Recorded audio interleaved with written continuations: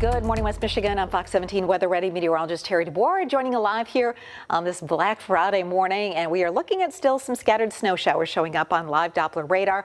The good news is that we have some big gaps in the precipitation. So if you're out and about traveling this morning looking for some of those great bargains that are offered early in the day, we do have just some snow bands coming together. But if you're traveling and you happen to encounter one of these snow bands, the visibility goes from being great to almost a whiteout in just a matter of seconds. So keep that in mind. We do have the snow bands coming in again with that northwesterly wind coming across the relatively warmer waters of Lake Michigan. You can see that the snow is coming together in bands. So scattered lake effect snow showers this morning. Those will be falling apart by mid to late morning. Winter weather advisory remains in effect just until 7 o'clock this morning for our lakeshore counties, and also included in that is Kalamazoo and also down toward Cass and St. Joseph counties. Here is a look out over downtown Holland, and you can certainly see that there is still some snow coming together, but visibility is really pretty good, at least in the metro area. US 131, the Ford Freeway interchange.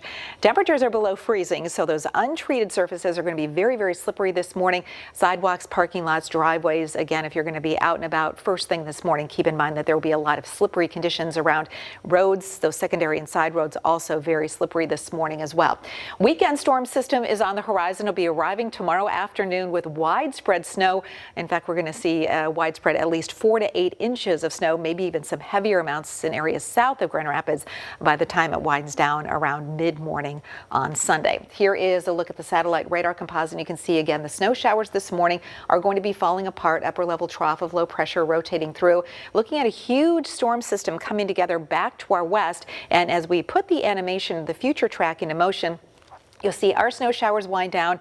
We'll even see the potential for some sunshine to work in this afternoon. But as we look off to our west, here we go with that widespread swath of snow from Missouri and Iowa into Minnesota, the Dakotas back into Montana and Wyoming, and this entire area moving eastward. This is as of 2 o'clock tomorrow afternoon. The snow just beginning here across central and southern lower Michigan, and then it is a long duration snow event for us. That's why we're looking at several inches of snow likely to move in. Here's a look at the European model, and as you can see, the swath of the heavy snow stretching from lower Michigan all the way back into central Iowa.